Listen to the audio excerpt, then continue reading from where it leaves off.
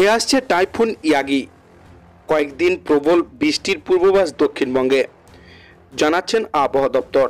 তো এই ঘূর্ণিঝড়টি কবে কখন কোন উপকূলে আছড়ে পড়তে চলেছে, এর ফলে বঙ্গের কোন জায়গাগুলি ভারী বৃষ্টির পূর্বাভাসও জারি করছে আবহাওয়া দপ্তর।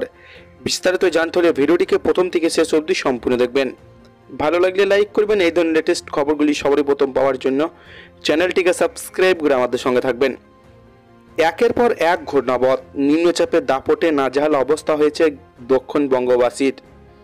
আবহাওয়িদের আশঙ্কা বাংলা দিকে ধেয়ে আসছে নতুন এক দুর্যোগ, যার নাম ইয়াগি। হ্যাঁ, ঠিকই শুনেছেন, ইতিমধ্যে বাংলা জুড়ে বৃষ্টি তো চলছেই, তবে আগামী কয়েক ঘন্টার মধ্যে জায়গায় জায়গায় ভারী থেকে অতি ভারী বৃষ্টিপাতের সম্ভাবনা তৈরি হয়েছে। ধেয়ে আসছে প্রবল বৃষ্টি।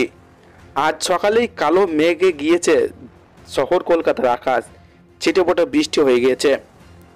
আজ বাড়ি থেকে বেরোনোর পরিকল্পনা করছেন তাহলে ছাতার সঙ্গে রাখুন। জানা গিয়েছে উত্তর পূর্ব বঙ্গোপসাগরের ওপরে অবস্থান করছে সুপার টাইফুন ইয়াগি অংশ, যা আগামী 24 ঘন্টায় গাঙ্গেয় পশ্চিমবঙ্গের ওপরে আনতে চলেছে ভয়ানক দুর্যোগ।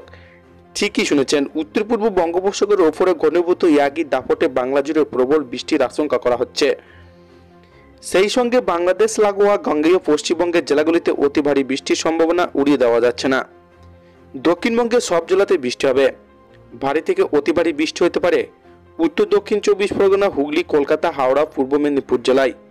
এই জেলাগুলিতে আজ কমলা সতর্কতা জারি করা হয়েছে। অন্যদিকে ভারী বৃষ্টি হতে পারে নদিয়া, মুর্শিদাবাদ, হাওড়া, পশ্চিম বর্ধমান জেলায়। এবার আসা যাক উত্তরবঙ্গের প্রসঙ্গে। উত্তরবঙ্গের বেশিরভাগ জেলাতে ভারী থেকে অতি ভারী বৃষ্টিপাতের সম্ভাবনা রয়েছে।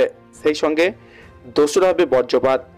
আজ বজ্রবিদ্যুৎ সহ বৃষ্টির সম্ভাবনা জলপাইগুড়ি, কোচবিহার, মালদহ, উত্তর দক্ষিণ দিনাজপুর জেলায়, তবে সর্বাধিক বৃষ্টি হতে পারে মালদহ জেলাতে।